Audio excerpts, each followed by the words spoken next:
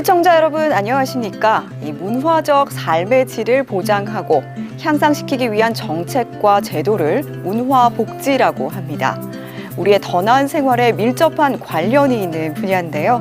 오늘 이 시간에는 지역민의 가까이에서 세심한 구정을 펼치고 계신 제9대 대구광역시 달서구 의회 박종길 복지문화위원장님과 함께하도록 하겠습니다.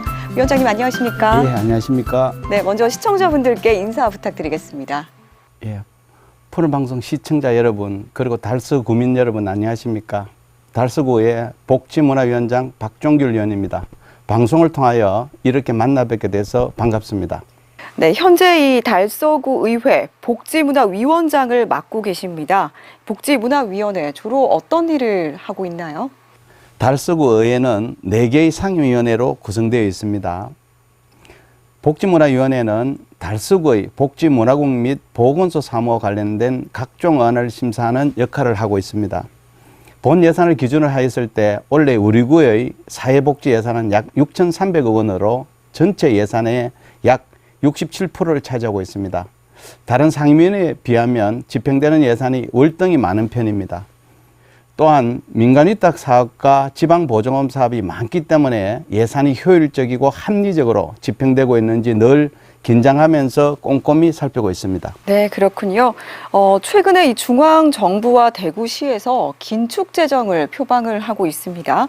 이에 달서구에서도 예산의 편성이나 집행에 어려움이 있을 것으로 생각이 되는데요. 앞으로 예산 운용 어떻게 돼야 된다고 생각하십니까? 예, 당연히 정부와 대구시에서 긴축 재정을 표방하면 달서구도 긴축 재정을 해야 합니다.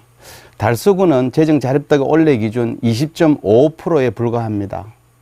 정부가 바뀔 때마다 재정 분권을 외치고 있지만 우리 구는 2018년과 비교해도 오히려 재정 자립도가 낮아졌습니다.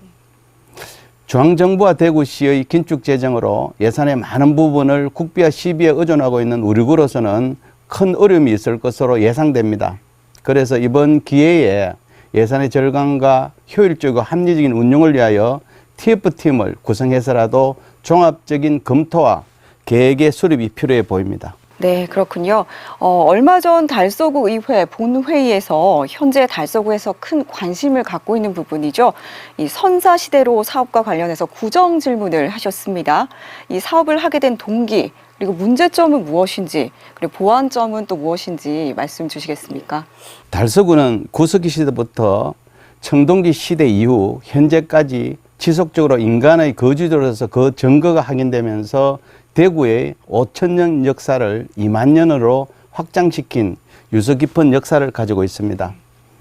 그래서 우리 구는 2014년부터 선사문화 유산 등과 연계한 테마관광 콘텐츠인 선사시대로 사업을 추진해오고 있습니다. 그런데 이 사업과 관련한 사업계획서 등을 꼼꼼히 살펴보니 처음부터 종합적인 기본계획을 가지고 추진한 사업이기보다는 주먹구구식으로 이루어지고 있다는 생각을 지울 수가 없었습니다. 그래서 이 점을 지적하였습니다. 이 사업은 지금까지 선사관 건립을 포함하여 약 187억 원의 예산이 집행되었고 지난해 실시한 용역 결과를 보면 앞으로 한샘 청동공원과 선돌공원 리뉴얼 사업비로 약 300억 원이 필요하다고 합니다. 그래서 지금부터라도 중장기적인 계획을 가지고 중기지방재정계획에 포함시켜서 우선적으로 재원 확보 방안을 마련할 것을 주문하였습니다. 그리고 11월이면 달서선사관이 개관을 합니다. 선사시대로 사업에서 달서선사관의 개관은 큰 의미를 가집니다. 왜냐하면 개관을 기점으로 선사문화유산을 제대로만 보여줄 수 있다면 본격적으로 관광객이 찾아오는 계기가 될 수 있기 때문입니다. 그런데 문제는 현재 선사유적 및 유물이 있는 공원의 관리 부실과 주차공간 부족 등 주변 인프라가 열악합니다. 그래서 개관에 맞춰 공원의 정비를 요청했습니다. 네, 그렇군요. 이 사업에 필요한 재원 확보 방안이 마련돼야겠고 또 이 달서 선사관 공원의 정비가 필요하다는 말씀 주셨습니다. 우리 위원장님과 말씀 나누다 보니까요. 옷깃에 반짝이는 배지가 눈에 띕니다. 어떤 의미를 가진 배지인가요? 예, 지속가능 발전 배지입니다. 유엔에서는 지속가능 발전과 관련해서 17개의 중요한 어제를 채택을 했습니다. 경제, 사회, 환경을 포괄하는 개념인데요. 그래서 저도 우리 달서구가 앞으로 지속가능 사회로 나가기 위해서 항시 이 배지를 착용하고 있습니다. 네, 소중한 의미를 담은 그런 귀한 배지네요. 네, 우리 위원장님께서는 복지문화위원회 소속이시지만요, 평소에 이렇게 환경 문제에도 많은 관심을 갖고 계신 걸로 알고 있습니다. 이 달서구에서 환경과 관련한 현안들은 무엇이라고 생각을 하고 계신가요? 예, 저는 개인적으로 늘 환경에 관심을 가지고 있습니다. 특히 우리 지역은 배후에 성서산단이 위치해 있으며 성서산단에는 성서 쓰레기 소각장 및 지역 난방공사 열병합 발전소 그리고 인근의 방천리에는 쓰레기 매립장과 SRF 열병합 발전소 등 각종 대기오염 물질을 발생시키는 시설들이 있습니다. 최근에는 지역 난방공사 열병합 발전소가 약 6배를 증설하면서 지역 주민들의 우려가 커지고 있습니다. 크게 두 가지의 문제점을 이야기하고 있는데, 첫째는 고압의 가스관이 지역 주민들이 거주하는 지역을 통과하는 것이고, 둘째는 열병합 발전소 증설로 인해 이산화탄소 배출이 약 2.64배 늘어난다는 것입니다. 지금 전 세계적인 최고 현안은 2050년 탄소 중립을 달성하는 것입니다. 그래서 국회는 탄소 중립 기본법 제정을 통하여 2018년 대비 2030년까지 온실가스 35% 이상 감축을 명시하였고, 정부는 40% 이상 감축을 국제사회에 약속했으며 대구시에서도 45% 이상 감축을 선언했습니다. 그래서 온실가스를 현재보다 더 많이 배출하는 개체 사업은 정부의 핵심 과제에 역행하는 사업이라고 생각을 합니다. 그리고 성서 소각장 개체 사업도 현재 추진 중에 있습니다. 현재 노후화로 가동이 중지된 1호기 부지에 일일 처리량 360톤 규모로 신축을 할 예정입니다. 개체 사업이 완료되어도 두 가지의 과제가 남습니다. 첫째는 2030년 종량제 쓰레기 직매립 금지이고, 둘째는 1호기가 가동되면 폐쇄될 예정인 2, 3호기 후적지 활용 방안입니다. 2021년 7월 6일 확정되어 공포된 폐기물 관리법 시행령과 시행규칙에는 수도권은 2026년부터, 그 외 지역은 2030년부터 종량제 쓰레기 직매립을 금지하는 내용을 담고 있습니다. 대구시도 이에 부응하려면 현재 가동 중인 규모로는 소각시설이 부족하기 때문에 더 건립해야 합니다. 시간이 그렇게 많지 않기 때문에 대구시에서는 지금 즉시 준비를 해야 합니다. 그렇지 않으면 결국에는 사회적 비용이 적게 든다는 논리로 2, 3호기 후적지에도 소각시설이 들어서게 될 것입니다. 그런데 문제는 쓰레기 소각시설이나 매립시설은 대구 시민 전체를 위한 시설임에도 불구하고 특정 지역에 밀집되어 있어서 그로 인한 피해는 그 지역에 살고 있는 주민들에게 돌아가게 된다는 것입니다. 소각시설을 분산하는 것이 지방자치에도 부합된다고 생각을 합니다. 네, 그렇군요. 조금 전 말씀 주신 것처럼 전 세계가 이상기후로 인해서 곳곳에서 몸살을 앓고 있다는 소식 많이들 접하게 되는데요.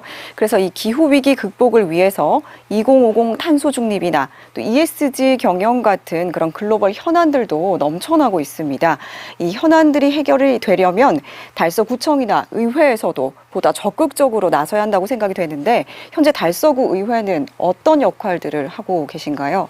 예, 앞에서도 말씀드렸듯이 전 세계적인 최고의 현안은 2050년 탄소 중립 달성입니다. 현상을 고려해 보았을 때 국가의 역량을 총동원해도 목표를 달성하는 것은 쉽지 않아 보입니다. 정부, 지방정부, 국민들이 온실가스 감축을 위하여 최선을 다하겠지만, 특히 시민들의 일상과 밀접한 연관이 있는 기초지방정부와 의회의 역할이 매우 중요합니다. 달서구에서도 지난해 기후위기 대응연구회를 발족하여 우리 구에서 할 수 있는 역할을 모색하여 정책으로 반영시키려고 노력을 했습니다. 그리고 8대 의회에서는 기후위기 대응 촉구 결의안을 채택하기도 하였습니다. 또한 개인적으로는 우리 구의 탄소 중립 녹색성장 기본조례를 대표 발의하여 탄소 중립을 위한 달서구의 역할과 방안을 조례에 명시하였습니다. 네. 이제 다른 질문을 좀 드려보겠습니다. 요즘 이 대구시 신청사 부지 매각과 관련해서 여론이 아주 뜨겁습니다. 얼마 전에는 이 달서구 주민 1000여 명이 시청을 직접 항의 방문을 해서 신청사 부지 매각 반대 집회를 했다고 들었는데요. 이에 대한 위원장님의 의견을 듣고 싶습니다. 신청사는 대구 시민들에게 큰 의미를 가지고 있습니다. 왜냐하면 시민의 뜻에 따라 수기민주주의, 공론민주주의를 통하여 결정되었기 때문입니다. 그래서 더더욱 시민의 뜻이 존중되어야 합니다. 그러니 대구시에서는 시민들의 목소리에 귀 기울이고 부지 매각을 철회하고 부지 전체 개발에 적극적으로 나서야 합니다. 신청사 건립 비용 관련해서는 고민이 많을 것으로 생각은 합니다만 대구시는 이제는 더 이상 시민들에게 묻지 말고 당초 계획대로 건립하여 새로운 100년을 준비하는 컨트롤타워 역할과 맹실공이 대구의 랜드마크가 되도록 해야 합니다. 네, 정말 이 모두의 소통으로 수건 사업이 원활하게 마무리가 됐으면 좋겠습니다. 다음이 성서 행정타운 부지. 대구시에서 매각 계획을 우리 지역 주민의 반대에 부딪혀서 철회를 하게 됐습니다. 이 부지는 앞으로 어떻게 개발이 돼야 된다고 생각을 하시나요? 성서 행정타운 부지는 성서 주민과 지역의 발전을 위한 목적으로 매입된 부지입니다. 따라서 지역 주민을 위하여 활용되어야 하고 절대로 매각되어서는 안 된다고 생각을 합니다. 우리 성서 지역에는 문화공간이 절대적으로 부족합니다. 그래서 이곳에 문화 관련 복합센터를 건립하고 광장을 조성하여 지역 주민들이 문화와 여가 생활을 즐길 수 있는 공간으로 만들어야 된다고 생각을 합니다.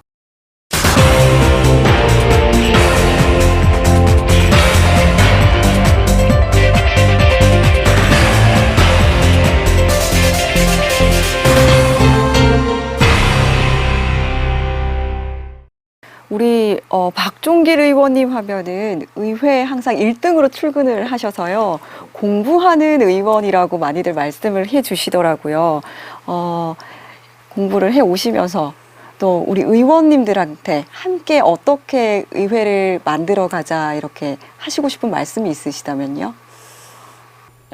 저는 이제 학창 시절에 정치학을 전공했거든요. 네. 정치학을 전공하면서 그 당시에도 뭐 저희들이 공부할 때는 그때 이제 1991년도부터 이제 지방자치가 부활이 되었거든요. 그래서 지방자치가 이렇게 다시 부활이 되면 어떠한 역할을 할 것인가에 대해서 상당히 고민을 많이 해서 또 마치 뭐 이렇게 기회가 주어져서 열심히 해야 되겠다는 생각, 또 제가 8대 의회 들어오면서 정말 새로운 의회 문화를 한번 우리 달서구 의회에 한번 정착시키고 싶다.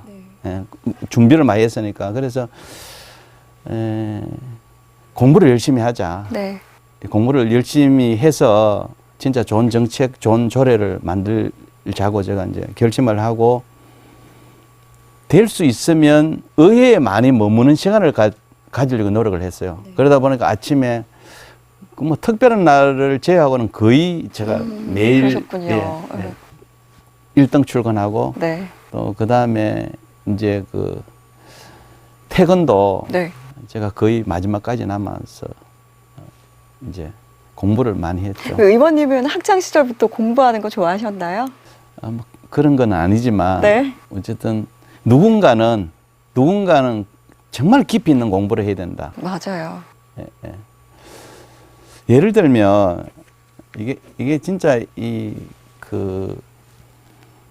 아까 제가 방향이 맞지 않는 뭐 정책 뭐 이런 걸 이야기했는데 예를 들면 제가 깜짝 놀랐던 것이 우리 청소년 수련관이 있거든요. 그 청소년 수련관이 있는데 청소년 수련관에 거기에 이제 공영 주차장이 있어요. 네. 예. 그러면 지하하고 지상이 약 한 200면 정도 되거든요. 그럼 200면이면 차량을 200대 정도 세울 수 있다는 거잖아요. 네. 되게 큰 주차장인데 이거를 민간 위탁을 줬는데 민간 위탁을 주면서 6천만 원을 연간 6천만 원을 또 돈을 지불하고 있더라고요. 네. 도저히 이해가 안 됐어요. 네. 그래서 불필요한 곳에 쓰여지는 거다, 그죠? 제가 그 당시에 요구했던 게 뭐냐면 아니 무료로 개방을 하면 지금 구청에서 1년에 6천만 원 주고 있는 돈 안 줘도 되고. 네, 줄여줄 수 있는 예산. 예. 그 다음에 거기 이용하는 시민들은 무료로 주차장 이용할 수 있고. 네.